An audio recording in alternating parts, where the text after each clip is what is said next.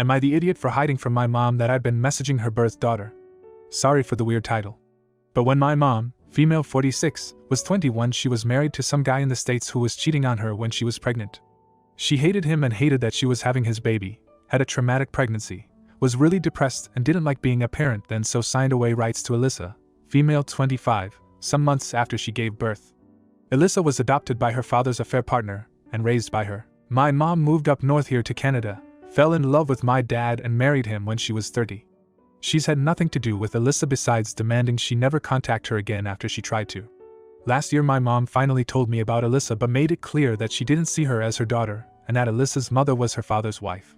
She also demanded that we not try to get them into any contact. So that's cool and all, but I was really fascinated by this idea of a sister I never had. So I secretly started messaging her, and even though she was hesitant at first, we've become good friends and I really want to meet her. She's also become really successful in her field and works at the University of Toronto, which is where I want to go.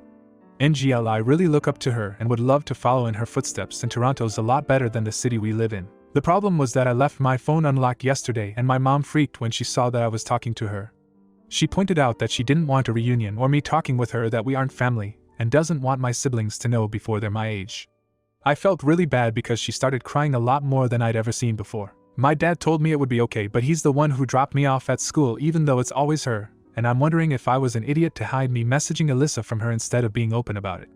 Now for a few comments before the update. Not the idiot, just say this. Mom, I understand you have a boundary when it comes to her. I promise you, I will respect that boundary.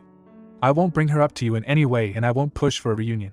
But please understand that this is someone who I genuinely look up to. I enjoy the friendship I have with her. I promise, she still won't be a part of your life. But please respect my decision. Comment 2. I'm super curious on how you plan to navigate a relationship with your mom and with your half-sister. Because when you get married, how will you invite your half-sister knowing your mother's boundary? Or will you force your mother to accept her presence? Or future children? Or is your half-sister okay with the idea of not being invited to life events? I get that it's not your job to help your mother through her very obvious trauma, and your mom does need some help talking about whatever happened. But I just can't help but feel like you'll be in a position one day where you'll have to pick between them. Then the original poster responded with, assuming all goes well between me and my sister, yeah, I'd want her there for my wedding and for my kids, and I want to be at her wedding whenever she has it. She doesn't want to see my mom any more than my mom wants to see her. I mean, this is like 10 years in the future, so I don't know what I'd do, but IDGF thinking about it right now, so I guess I just asked them to avoid each other. Now for the update. Hey guys, thought I'd update. First thing, I gave my mom a giant hug like my little sister does and said sorry, and she forgave me. Then I had a big talk with mom and dad about Alyssa. The first thing my mom asked was if Alyssa wanted to meet her. She seemed sad when I told her that Alyssa threatened to cut me off if I'd ever tried to make them meet. Then it got to what I wanted from Alyssa, and I said I just wanted to be her sister, to get to know her and be friends in real life and not just on the phone. I did admit that I wanted to go to pursue the field I told them of at UF because of her. I could tell my mom was getting a bit mad, but dad pointed out Alyssa is really successful, a good role model and a good mentor, and to deny me her would only hurt my future, so I had their permission. My mom did bring up the points that you guys did, like what if I graduate or get married and stuff. I admitted that I didn't know, but I'd find stuff that made it better or find different ways. I guess that hurt my mom, so she said it's will deal when it happens, but that she can work on her pain for me, and if Alyssa loves me she will too. I did have to promise not to tell my siblings, wasn't going to anyway, about Alyssa. Next time I talked to Alyssa, I told her that my mom found out we were talking and told her the whole mess that happened. She said she was glad that we could keep talking and it meant a lot to her that I want to be her sister. I told her what my mom said about me getting married, and she said they'd find a way and joked that she could just put on a balaclava mask for all events to avoid being seen. Well, on Christmas Alyssa FaceTimed and showed me a really pretty ring her boyfriend got her, and said she was getting married and my present was tickets to see her in spring break and an invite to her wedding in the summer. She did say if my mom said I couldn't go she'd understand. I talked with mom and dad and I can go as long as I can take my older cousin with me.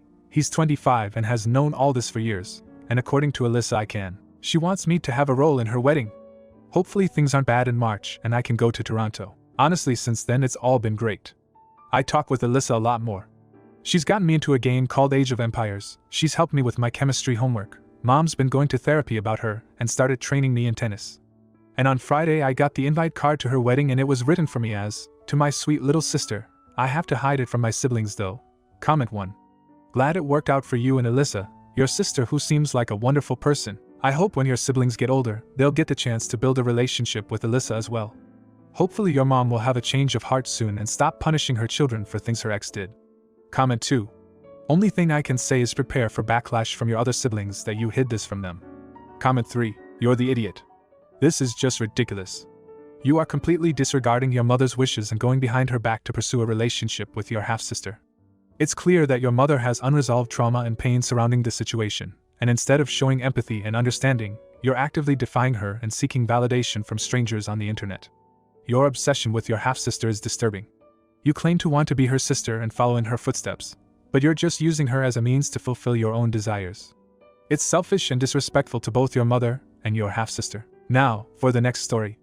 Am I the idiot for excluding my ex-sister-in-law and nephew from our family parties after she exposed my brother? So my brother and his ex-wife separated last year, and they finalized everything in their divorce recently.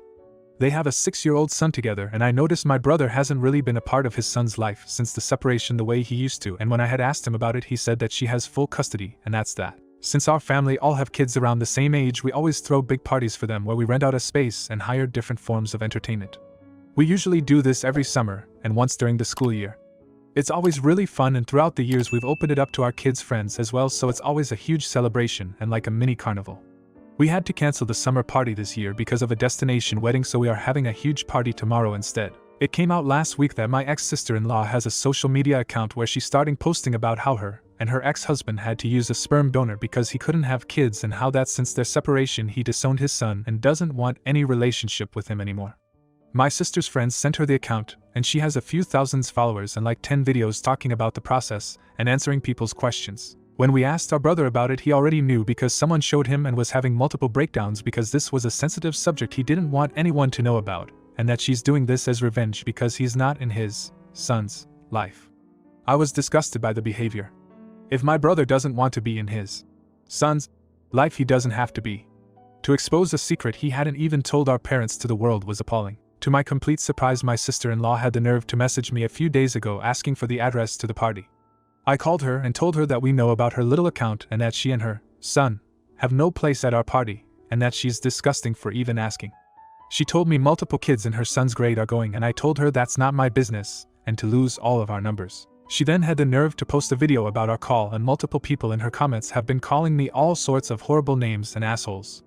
I didn't care since my entire family agrees that she or him don't go, but a student in my daughter's class, mom who must be friends with my ex-sister-in-law that's always attended the party, messaged me saying her daughter won't be attending because of my childish, disgusting attitude, and she will be telling others the same.